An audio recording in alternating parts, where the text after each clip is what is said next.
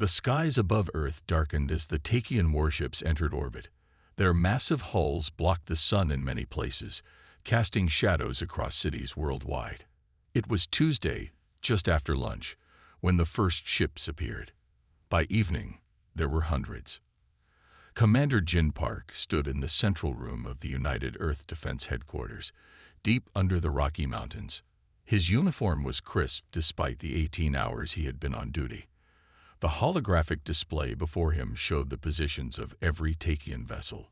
Red dots surrounded the blue sphere of Earth, like hungry predators circling prey. Their formation suggests standard encirclement tactics, Park said to no one in particular. His voice remained steady, but the lines around his eyes betrayed his concern. Dr. Soo Kim stood beside him, her fingers dancing across multiple screens as data streamed in. Her job as Earth's lead xenotechnology expert had been theoretical until today. Now, humanity's survival might depend on how quickly she could understand alien technology. They're positioning for orbital supremacy, Park muttered. Weapons capabilities beyond anything we've developed. Dr. Kim nodded without looking up. Energy readings are off the charts. A single one of their destroyers could level a continent. Around them, the command center buzzed with controlled panic. Military officers from every nation worked side by side, centuries of old conflicts forgotten in the face of this new threat.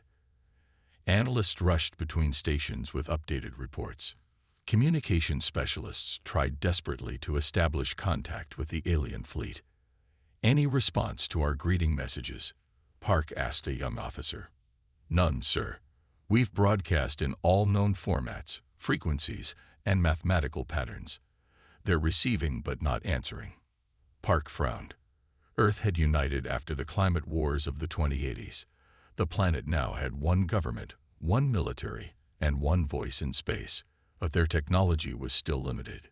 Humanity had colonies on Mars and Europa, but no faster-than-light travel. The Takians, whoever they were, clearly had technology centuries beyond Earth's. A soft alarm sounded. Every screen in the command center flickered simultaneously. "Incoming transmission," called out the communications chief. "They've broken into our global networks." The main display shifted. Where Earth had been, now there was a face. Not human. The being had scales instead of skin, a pale blue color with darker markings. Its eyes were large and golden with vertical slits. No nose, just breathing holes. A lipless mouth revealed small, sharp teeth. "That's their commander," Dr. Kim whispered. "Look at the markings on the head crest. They indicate rank in many reptilian species." The alien began to speak. Its voice was surprisingly melodic, though the words were unintelligible. After a few sentences, it stopped. A moment passed. Then it spoke again, this time in perfect English. "People of Earth, I am Admiral Jun of the Takian Empire. We have studied your world for decades. Your resources are now property of the Empire. Your technology is primitive, your defenses inadequate. Surrender within 2 planetary rotations or face extinction." The transmission ended. The command center remained silent for 3 long seconds before erupting into shouting. "Order." Park's voice cut through the chaos. "We need order and focus now more than ever." As the room quieted, the president's face appeared on a secure channel. Her expression was grim.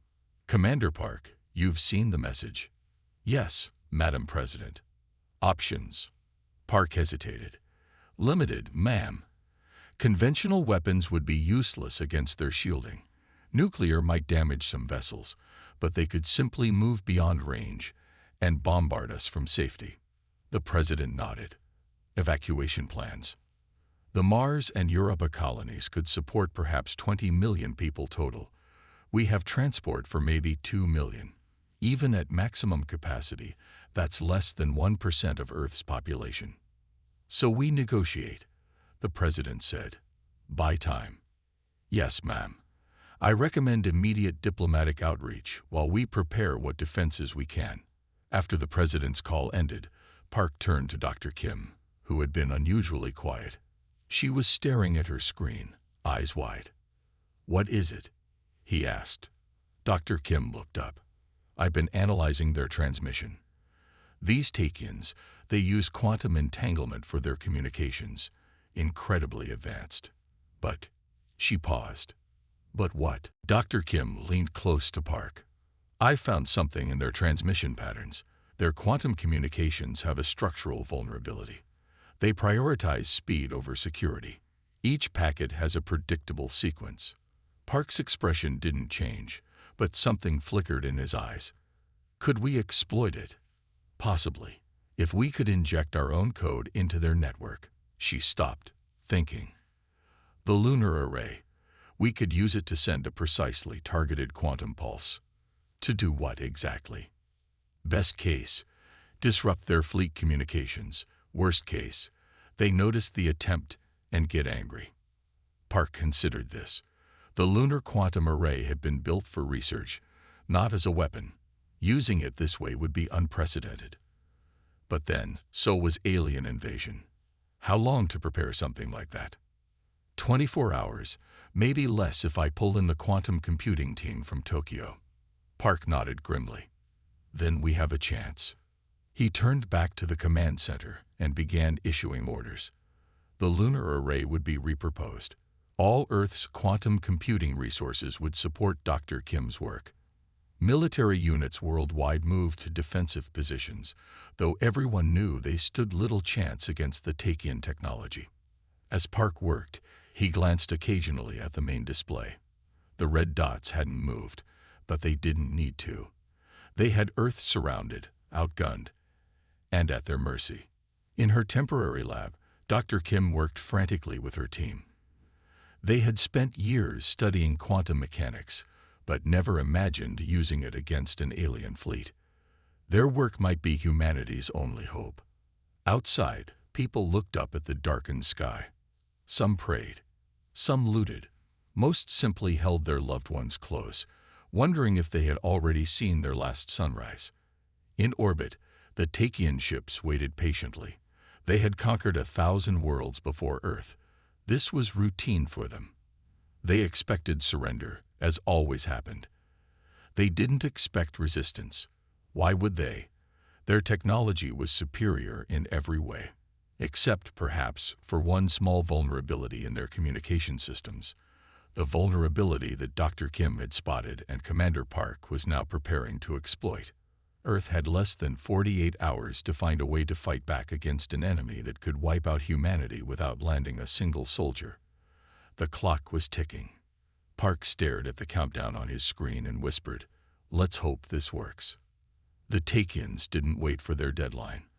Their ships had remained motionless in orbit for just 6 hours when the first beam struck. Sewell disappeared in a flash of light so bright it was visible from space. A perfect circle of destruction, 10 miles wide, where 20 million people had lived just moments before. 17 minutes later, New York vanished the same way. Cairo followed 30 minutes after that. 3 of Earth's greatest cities reduced to smoking craters in less than an hour. The message was clear. Surrender was not a request, but a formality. Inside a hardened bunker beneath the Ural Mountains, Dr. Mindley felt the distant rumble of another impact. Somewhere above, Russia was taking hits now too. She worked frantically at her station, surrounded by servers and quantum processors salvaged from research facilities across the continent. Her eyes were red from lack of sleep, her hands shaking slightly from too much caffeine. "Status report." She called out to her team of 12 scientists and programmers. "Algorithm is at 87% completion," replied Dr. Choi from across the room. "The quantum fluctuation patterns are holding steady." Lee nodded, fingers flying across her interface. The bunker shook again, harder this time. Dust fell from the ceiling. The lights flickered but stayed on thanks to the nuclear generators deep below. "The disruption algorithm is almost ready," she announced, her voice steady despite her fear. "If we can deploy it through their fleet network." She didn't finish the sentence. Everyone knew what was at stake. Dr. Lee's disruption algorithm was designed to create a cascading failure in the Takians' quantum communication system. In theory, It could blind their entire fleet and disable their weapons targeting systems. In theory, no one had ever hacked an alien network before. "We need a direct connection point," Lee said. "Our lunar array was destroyed in the first wave. We can't upload remotely anymore." The communications officer looked up from her station. "Captain Han's team is attempting to secure a ground-based node. Last report put them 15 kilometers from our position, engaging Tachyon ground forces." Lee nodded grimly. The Tachyons had started landing troops in strategic locations. Not a full invasion yet, just special forces targeting Earth's remaining military installations and leadership bunkers. Captain Han's strike team had been dispatched to capture Tachyon communication equipment. A suicide mission, essentially. "How long until the algorithm is ready?" the communications officer asked. 20 minutes, Lee replied. "Tell Han's team we need that node intact." On the surface, 15 kilometers away, Captain Ji Han crawled through ash and rubble. The sky above was dark with smoke and dust, lit occasionally by the flash of Tachyon weapons fire. His tactical helmet displayed his squad's positions. 5 green dots spread in a semicircle around their objective. The Tachyon ground troops were not what anyone had expected. Instead of the reptilian faces seen in Admiral Jun's message, these were mechanical. Whether robots or aliens in battlesuits, no one could tell. They stood 2 meters tall, with multi-jointed limbs and weapons built into their arms. Han signaled his team with hand gestures. They would approach from 3 directions. The Tachyon patrol had established a small outpost in what used to be a shopping mall. At its center sat a device Han's intel identified as a communication node, their link to the fleet above. "Remember," Han whispered into his comm, "we need that equipment functional. Aim for joints and sensor arrays. Use EMP grenades if you have a clear shot without risking the node." His team acknowledged. They were the best Earth had left.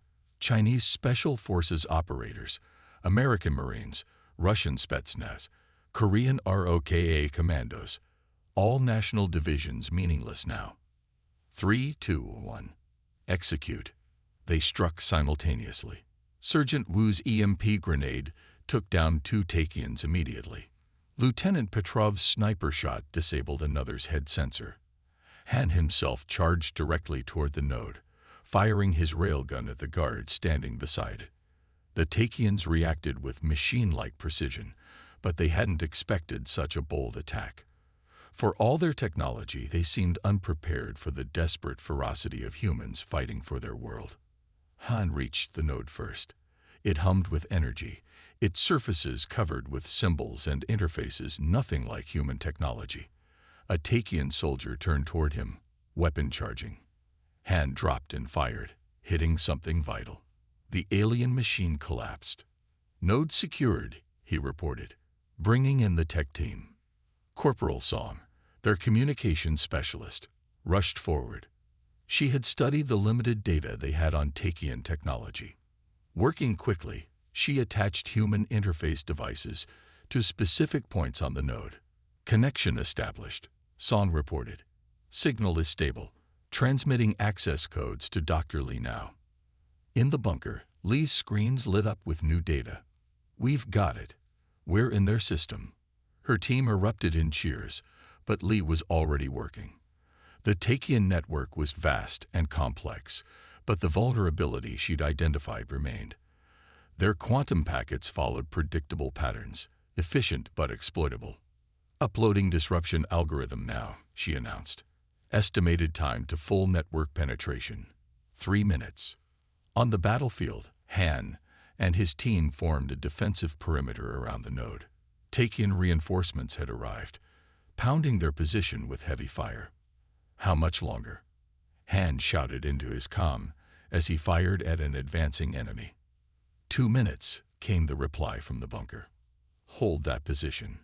Wu went down first, a Tachyon energy blast catching him in the chest. Petrov followed moments later. Han and his remaining 2 teammates pressed back against the node, firing desperately at the approaching machines. 1 minute, the voice from the bunker reported. A blast hit the ground near Han, showering him with debris.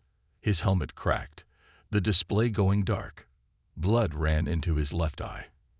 He fired blindly, his railgun's ammunition counter approaching 0. 30 seconds. Song was hit next, collapsing beside the interface devices she'd installed. Han grabbed her weapon and continued firing with both guns now. 10 seconds. Just finish it. Han shouted into his comm as a Takian loomed directly in front of him. In the bunker, Dr. Lee hit the final command. Executing now. The algorithm launched into the Takian network, multiplying and spreading through their quantum communication system. It found the vulnerability, the predictable pattern in their packet sequencing, and exploited it, sending contradictory commands and garbage data throughout their entire fleet. Above Earth, something unexpected happened. A Takian battleship, one of the largest in the fleet, suddenly fired on its own ally. Then another ship's weapons went offline. A third began broadcasting all its tactical data openly. "It's working," shouted Dr. Choi, watching the sensor feeds. "Their ships are losing coordination." On the battlefield, Han saw the Takian soldier in front of him freeze suddenly, its weapon powered down. The other enemies stopped advancing too, their movements becoming erratic. "We've breached their network," Han reported through static, unable to believe they were still alive. "Ready when you are." Dr. Lee's fingers danced across her interface, pushing the algorithm deeper into the Takian systems. Targeting their orbital weapons now, disrupting targeting systems and power distribution networks. In orbit, the massive Takian flagship began to list to one side. Its main weapon, pointed at Tokyo, powered down. Other ships began to drift out of formation. Some fired weapons randomly into space. Then, as the sun set over what remained of Earth's cities, the first Takian battleship lost all power. Its orbit decayed rapidly. A streak of light crossed the darkening sky as the massive vessel entered the atmosphere. The ship broke apart, fragments burning like shooting stars before the main section crashed into the Pacific Ocean. The first Takian battleship fell from the sky that evening. It would not be the last. In the bunker, Dr. Lee collapsed into her chair, exhausted but triumphant. For the first time since the invasion began, humanity had fought back effectively. The war was far from over. But now, at least Earth had a chance. 3 weeks after the first Takian ship fell from the sky, Earth had claimed a fragile victory. The alien fleet had withdrawn to a higher orbit, their communications network still compromised by Dr. Lee's algorithm. Humanity had lost over 200 million people, but they had survived the initial assault. In what remained of the Geneva Research Complex, Project Sunflower took shape under Dr. Min Lee's guidance. Once a particle physics laboratory, the facility now housed Earth's most critical defense project. Dr. Lee had been given unlimited resources. Anything that survived the attacks was hers for the asking. She stood in the central chamber, surrounded by quantum computing arrays salvaged from facilities across 3 continents. Her team worked day and night, building something no human had ever attempted. Not just a weapon, but something more profound. The disruption algorithm was just the beginning, Lee explained to her exhausted team during a rare break. It gave us access to their systems, but it's not a permanent solution. They're already developing countermeasures. A junior researcher raised her hand. But we destroyed nearly a third of their fleet. Isn't that enough to make them reconsider? Lee shook her head. We've intercepted transmissions from their homeworld. They're sending reinforcements, a fleet 10 times larger than the first. The room fell silent. Everyone understood what that meant. Then we need something stronger than the algorithm, said Dr. Choi, Lee's deputy. Exactly, Lee nodded. And I think I've found it. She pulled up a holographic display showing Takian neural patterns. During the past weeks, Earth forces had captured several Takian soldiers and 1 small scout ship with its crew intact. While studying their biology, we made an incredible discovery, Lee continued. The Takians don't just share communications, they share consciousness to a degree. Their neural technology allows them to access a collective memory across their entire species. Like a hive mind? Someone asked. Not quite.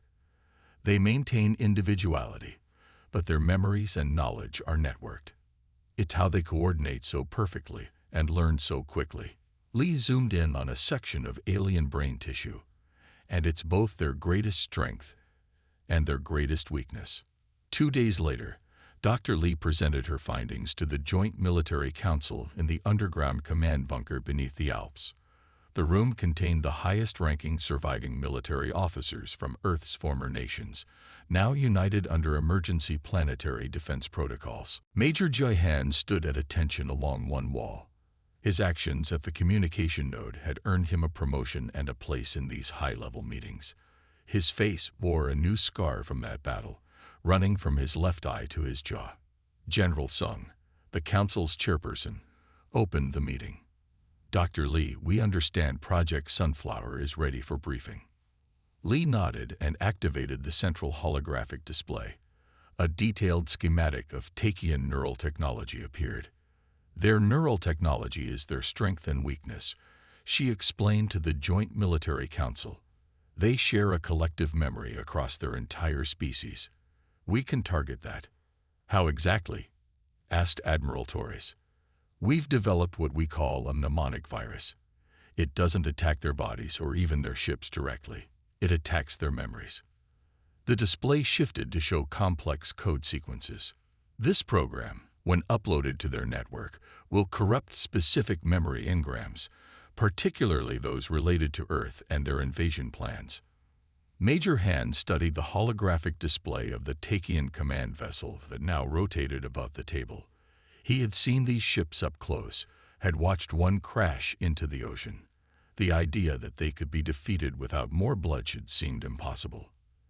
You're proposing we don't just defeat them, he said, but make them forget us entirely. Lee nodded. Precisely, Major. If successful, the Takian forces will forget why they came to Earth. They'll forget Earth exists at all. Murmurs spread through the room. General Sung leaned forward, his lined face grave. Is that even ethical? The question hung in the air. Several council members looked uncomfortable. Is extinction ethical? Dr. Lee countered, her voice sharp. Because that's what they've promised us. Their reinforcements will arrive in less than 2 months. When they do, they won't make the same mistakes. They'll simply sterilize our planet from orbit. Admiral Torres nodded slowly. Dr. Lee is right. This isn't a conventional war with rules of engagement. It's survival. But to erase someone's memory, the general persisted. It feels like a violation more profound than killing them. It targets only specific memories, Lee clarified. Their identities, their personal histories, their knowledge of their own culture, all that remains intact. They'll simply forget Earth and their mission here. The debate continued for hours. Some argued that conventional warfare, however hopeless, was more honorable. Others insisted that survival required new ethical frameworks. In the end, pragmatism won out. Project Sunflower was approved for testing. 1 week later, a small Earth fleet approached an isolated Takian patrol ship. The human vessels were cobbled together from pre-invasion military satellites, now armed with makeshift weapons based on captured Takian technology. Major Han commanded the mission from the lead ship. Dr. Lee had joined him, insisting on observing the test firsthand. Remember, Lee reminded the strike team, we need only to establish a brief connection to their systems. The mnemonic virus will do the rest. Target in range, reported the tactical officer. They've spotted us. Weapons charging. Han nodded. Execute Phase 1. The Earth vessels split formation, drawing the Takian ship's fire. Meanwhile, a small drone launched unnoticed from Han's ship, carrying Project Sunflower's payload. Drone is approaching connection range, the officer announced. The Takians have not detected it. Lee watched the screens intently, fingernails digging into her palms. Everything hinged on this moment. Connection established. The communications officer shouted, uploading virus now. On screen, The Takian vessel continued firing at the decoy ships. Then, abruptly, it stopped, its weapons powered down. The ship drifted slightly, as if its pilots had suddenly forgotten what they were doing. "We're receiving a transmission from the Takian vessel," the communications officer reported, sounding confused. "Put it through," Han ordered. A Takian face appeared on screen. Unlike Admiral Jun's fierce expression during the initial invasion, this alien looked simply puzzled. "Unknown vessels," the Takian said in its translated voice. "This is Scout Ship Varnal. We appear to be off course. Can you identify this star system?" Han and Lee exchanged glances. The first test of Sunflower had disabled a Takian vessel without firing a single conventional weapon. The crew simply forgot why they were attacking Earth. "This is Major Han of Earth Defense," Han replied cautiously. "You're in the Sol system." The Takian tilted its head. "Sol system? I don't recognize it. We have no record of exploration in this sector. How did we get here?" Lee stepped forward. "Your ship was damaged. You may be experiencing some memory loss. We can provide assistance if needed." The Takian seemed to consider this. "That would be appreciated. Our navigation systems show no return coordinates. Most unusual." After the communication ended, the command deck erupted in cheers. Project Sunflower had worked perfectly. The Takian crew had no memory of Earth as a target, no memory of the invasion, no memory of why they were in the Sol system at all. "It worked better than we projected," Lee said quietly to Han amid the celebration. "The memory erasure is complete." Han nodded, his expression serious. "Now we need to scale it up. The main fleet won't be so easy to approach." "We don't need to," Lee replied. "Now that we've proven the concept, we can use their own communication network to spread the virus. When their reinforcements arrive, they'll connect to the network and be infected too." Han looked at the Takian ship on the view screen, now dormant and harmless. "We're really going to make an entire species forget about Earth," he said, the full weight of this strategy finally sinking in. "Yes," Lee answered simply. "It's them or us, Major." As their ship headed back to Earth, Han watched the stars through the viewport. He wondered how history would judge what they were about to do, if erasing history was, in some way, worse than ending lives. But then he remembered Sewell, New York, Cairo. He remembered the billions who would die if Earth fell. The choice, ultimately, wasn't difficult at all. Project Sunflower would bloom across the cosmos, and the Takians would forget they ever found Earth. The day of activation came 6 weeks after the successful test. The Takian reinforcement fleet had arrived at the edge of the solar system. 5,000 ships, each larger and more powerful than those in the first wave. Earth had perhaps hours before they would be in firing range. Dr. Min Lee stood in the heart of Project Sunflower's control center, built inside an old missile silo in the Rockies. Around her, the finest minds left on Earth worked at their stations, making final adjustments to the mnemonic virus. The air smelled of electronics and fear. "All systems are green," announced Dr. Choi. "Carrier wave is stable. Transmission pathway through captured Takian nodes is secure." Lee nodded, her face showing the strain of weeks without proper sleep. "Begin final countdown. 10 minutes to activation." In high orbit above Earth, Major Jai-Han commanded the defense fleet, a motley collection of modified shuttles, hastily armed space stations, and captured Takian vessels crewed by humans. It was a pitiful force compared to what approached, but it didn't need to win. It just needed to survive long enough for Sunflower to activate. "Enemy fleet holding position at lunar orbit," reported his tactical officer. "They're forming up for their attack run." Han studied the tactical display. The Takian ships had arranged themselves in a sphere around Earth, preparing for a simultaneous strike that would end all human resistance in minutes. "All vessels, maintain defensive positions," Han ordered. "Remember, we just need to hold for 10 more minutes." His communications officer looked up suddenly. "Sir, we're receiving a transmission from the Takian command ship." "On screen," Han ordered. Admiral June's scaled face appeared, his golden eyes narrowed. Human defenders, your resistance has been noted for its unusual effectiveness. Nevertheless, it ends today. Surrender now, and we will permit 10% of your population to live as servants. Refuse, and none will survive. Han stared at the alien who had ordered the destruction of Earth's greatest cities. We have a counter-proposal. Admiral, leave our system now, or face consequences beyond your understanding. The Takian made a sound that might have been laughter. Your bravery is misplaced. We have studied your weapons capabilities. You have nothing that can harm our new fleet. We'll see, Han replied, and cut the transmission. His second-in-command looked worried. Sir, they're powering weapons. All ships. Han checked the countdown. 7 minutes remaining. All vessels, prepare for evasive maneuvers. Hold your fire unless directly threatened. Han opened a channel to Earth. Dr. Lee, can we accelerate the timeline? The Takians are preparing to fire. Lee's voice came back tense. Negative. Rushing the process could compromise the mnemonic patterns. We need the full sequence for complete memory erasure. Understood. We'll buy you the time. The first Takian shots came moments later. Brilliant beams of energy glanced out from dozens of ships simultaneously. 3 human vessels vanished instantly. A space station broke apart, its crew lost to the vacuum. Evasive pattern Delta. Han shouted as his own ship shuddered from a near miss. Return fire only to protect the central node ships.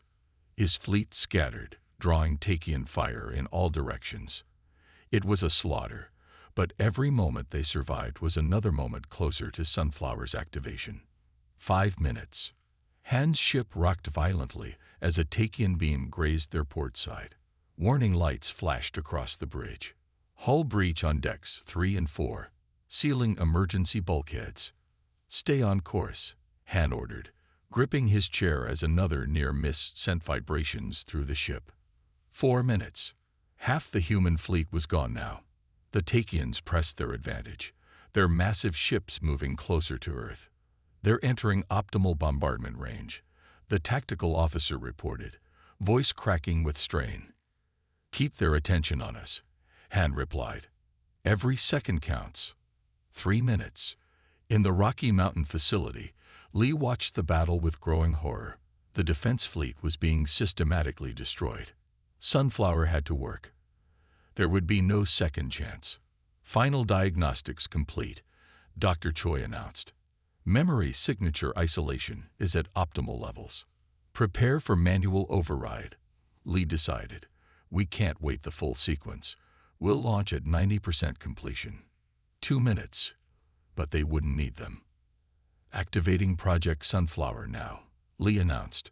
She pressed her palm against the biometric scanner and turned the activation key with her other hand. For a moment, nothing seemed to happen. Then, from the transmission arrays built across Earth's surface, a wave of energy surged upward. It wasn't visible to the human eye, but every sensor detected it. A golden pulse of quantum data, encoded with the mnemonic virus. The pulse reached the orbiting Takian ships first. It slipped through their communication systems, carried by the very technology that made them so formidable. Each ship's neural network absorbed the signal and transmitted it onward, spreading the virus to every connected vessel.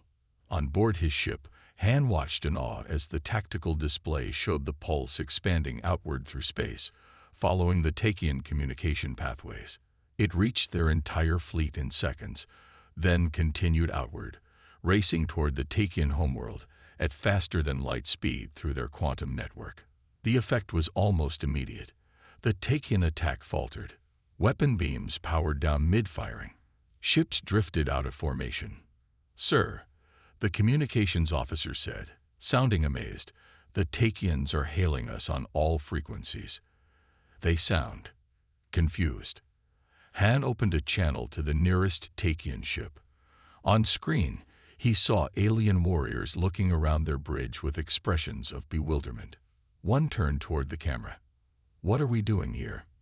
The Takian asked in its language, now decipherable through Earth's translation systems. "This isn't our patrol sector." Another Takian checked their instruments. "Who authorized this fleet deployment? And why are our weapons activated?" Han could barely believe what he was seeing. "This is Major Han of Earth. Your fleet was about to attack our planet." The Takians looked at each other, clearly puzzled. "Earth? We have no record of any such world in our database. Is this some kind of training exercise?" Back on Earth, Dr. Lee monitored the signal's progress as it reached the Takian homeworld. The quantum network allowed them to see the virus spreading through their entire civilization in real time. "It's happening," she whispered, watching the data streams. "Their entire civilization is forgetting their empire ever existed. The military hierarchy, the conquest protocols, the cataloging of target worlds, it's all being erased from their collective memory." Around her, the control room remained silent, everyone watching in awe as history itself was rewritten across the stars. The reports flooded in from Earth's remaining sensor arrays, Takian ships withdrawing, their weapons powered down, communications filled with confusion and disorientation. Ships asked each other for navigational assistance to return to bases that no longer existed as military installations in their memories. "They're reverting to their pre-imperial cultural state," Dr. Choi observed, studying the incoming data. The virus targeted only their militaristic expansion memories, as designed. Their scientific knowledge, their cultural identity, it remains intact. Han's voice came through on the command channel. "Dr. Lee, are you seeing this? The Takian fleet is dispersing. They're actually apologizing for the navigational error that brought them into our system." "I see it," Lee confirmed. "The mnemonic erasure is complete. They have no memory of attacking us, no memory of their empire, no memory of Earth as anything but another star system they accidentally wandered into." The largest Takian vessel, Admiral Jun's command ship, opened a general broadcast. The Admiral himself appeared on screen, but his demeanor had completely changed. Gone was the arrogant conqueror. In his place was a confused explorer. "Unknown vessels and planet," Jun said formally. "We apologize for our intrusion into your system. We appear to have suffered a mass navigational failure and memory anomaly. We will withdraw immediately and report this incident to the Science Council." Humanity had not just won. They had erased themselves from their enemy's history. In the days that followed, Earth began to rebuild. The cost had been terrible. Hundreds of millions dead, great cities destroyed, ecosystems damaged. But they had survived, and more importantly, they had secured their future. The Takians, now returned to their peaceful pre-imperial state, showed no interest in Earth beyond scientific curiosity. Dr. Lee sat alone in her office one evening, watching the sunset through a cracked window. Major Han found her there, a bottle of rare surviving whiskey in his hand. "The last Takian ship left the system today," he said, setting down 2 glasses. "They're all going home, completely unaware they ever tried to conquer us." Lee nodded, accepting a glass. "We did what we had to do." "Yes," Han agreed, "but I can't help wondering, what does it mean to win a war that your enemy doesn't remember fighting?" Lee stared at the amber liquid in her glass. "It means we bear the burden of remembering for both sides. It means we learn from it, even if they can't." They drank in silence as darkness fell over a wounded but enduring Earth. 5 years passed since Project Sunflower changed the course of human history. Earth rebuilt slowly but steadily. The craters where great cities once stood became memorial parks. New technologies, reverse-engineered from captured Takian vessels, accelerated human progress beyond anything previously imagined. The Pioneer, Earth's first true interstellar ship, glided through space at speeds once thought impossible. Its sleek hull contained engines based on Takian designs, but improved by human innovation. The crew of 200 represented the finest minds and explorers from across the planet. Admiral J. Han stood on the command deck, watching the main view screen as a blue-green world grew larger. His uniform bore the insignia of the United Earth Space Force, an organization that hadn't existed before the invasion. The scar on his face had faded somewhat, but it still marked him as a survivor of humanity's darkest hours. "Approaching final orbital insertion," announced the navigation officer. "Takian homeworld in visual range." Han nodded. "Maintain approach vector. Standard diplomatic protocols." Beside him, Dr. Min Li studied the planet with mixed emotions. Now serving as Earth's ambassador of first contact, she had insisted on joining this mission. Her hair had more gray now, and fine lines had formed around her eyes, but her gaze remained as sharp as ever. "It's beautiful," she said quietly. "Hard to believe it was once the center of an empire that nearly destroyed us." Han's expression remained neutral. "They don't remember that empire. To them, we're just another spacefaring species making first contact." The Pioneer slipped into orbit around what had once been the Takian homeworld, now known to its inhabitants simply as Tak. Below them, the planet showed no signs of its imperial past. Cities spread across continents in harmony with the natural environment. No massive military installations, no weapon platforms in orbit, no fleets of warships. "We're receiving a transmission from the surface," reported the communications officer. "The Takian Science Council welcomes us and has prepared a landing area for our shuttle." "Acknowledge their message with thanks," Han ordered. "Prepare the diplomatic team for descent." 6 hours later, a shuttle from the Pioneer landed in a beautiful plaza in the Takian capital city. Han and Li led a small delegation down the ramp, stepping onto a world that had once directed the destruction of Earth's greatest cities. A group of Takians waited to greet them. Their scales shimmered in the sunlight, blue and green with delicate patterns. They wore simple clothing with intricate designs, rather than the military uniforms humans had first encountered. The lead Takian stepped forward. "Welcome to Tak, travelers from Earth. I am Elder Naru of the Science Council. We are honored by your visit and eager to establish peaceful relations between our worlds." Li stepped forward and performed the greeting gesture they had observed in Takian communications. "The honor is ours, Elder Naru. We come in friendship and hope for a future of cooperation." The Takians led them through the city, showing them centers of learning, art installations, and public gardens. Everywhere they went, curious Takians greeted them warmly, with no hint of recognition or hostility. "Our historical records show no previous contact with your species," Elder Naru explained as they toured a museum. "This makes your visit all the more significant, the first connection between our civilizations." Han and Li exchanged a brief glance. They both knew the truth, that these same Takians had once bombed Earth's cities into craters. But the memory virus had done its work perfectly.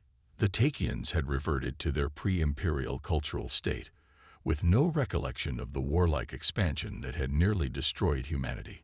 "Your society seems very peaceful," Li observed carefully. "Yes," Naru nodded. "We have always valued harmony and knowledge above all else. Our science is dedicated to understanding, not conquest."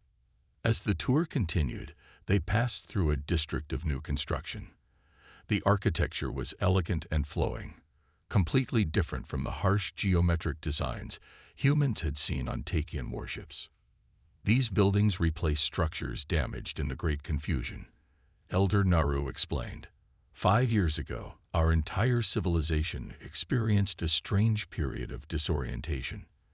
Many of our orbital platforms failed, ships returned from unknown missions, and many of our records contained unexplainable gaffes.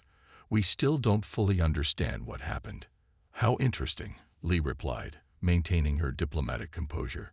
"Mass phenomena can be difficult to explain." That evening, the humans were honored at a welcome feast. Music played on strange instruments, and Takian dancers performed graceful movements that told stories of their mythology. It was beautiful, peaceful, and utterly surreal for the humans who remembered what these same beings had nearly done to Earth. After the celebrations, Han and Li stood on a balcony overlooking the Takian capital. Below them, the Takians lived peaceful lives, their cities rebuilt without the imperial architecture that had once dominated their world. They have no memory of who they were, Dr. Lee said quietly. No memory of the atrocities they committed. Han looked at the peaceful city, then back at Lee. Or the atrocity we committed against them, he added. Lee frowned. We did what was necessary for survival. I know, Han agreed. I would make the same choice again. But we altered the consciousness of an entire species without their knowledge or consent. We rewrote who they are. They stood in silence for a moment, the weight of their actions hanging between them. Tomorrow we sign the first trade and cultural exchange agreements, Lee finally said. They want to share their scientific knowledge, their art, their philosophy. They're eager to learn about us. And what will we tell them about us? Han asked. About our history, about how we met. Lee looked troubled. The diplomatic brief says we tell them we detected their world through our new long-range sensors and came to establish friendly contact. Nothing about the war, nothing about Sunflower. The next day, a Takian delegation welcomed them warmly in a grand hall, with no recognition of humans as former enemies. The Science Council members seemed genuinely excited about establishing relations with Earth.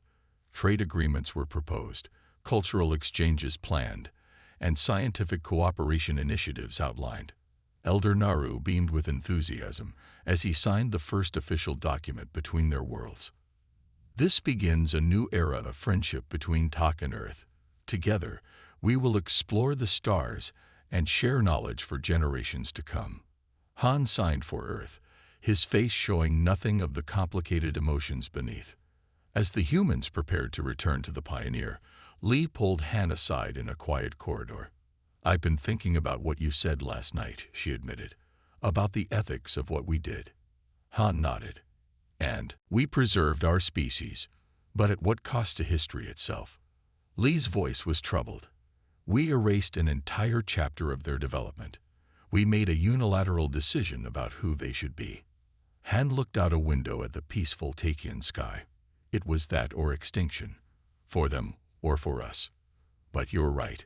We need to acknowledge what happened, even if they never can. What do you suggest? Han turned back to her, his decision made. When we return to Earth, I'll propose establishing the Truth Archives. Everything about the invasion, the war, and Project Sunflower will be recorded in complete detail, but sealed from public access. A secret history, Lee asked. A preserved history, Han corrected. Available to a select few leaders and ethicists, but protected from wider knowledge that might threaten our new peace. The archives will be a reminder of lines we should never cross again, unless facing extinction. Lee considered this, then nodded slowly. I'll support your proposal. Future generations should know the truth, even if it must be carefully guarded. They rejoined the farewell ceremony, accepting gifts and well wishes from their Takian hosts, beings who had no idea that humans had once rewritten their minds and erased their empire. That evening, the Pioneer's engines hummed as it pulled away from Takian orbit.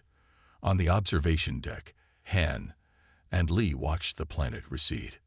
We're not just explorers, Han said quietly. We're the keepers of a history only we remember. Lee placed her hand on the viewport glass. Let's make sure we're worthy of both roles. As the Pioneer jumped to faster-than-light speed, Earth's new chapter in galactic history began, one built on remembering, even as others forgot. The stars streaked past the viewports, each potentially holding new civilizations to meet, new knowledge to share, and new ethical challenges to face. Humanity moved forward, carrying both the burden and the responsibility of what they had done to survive.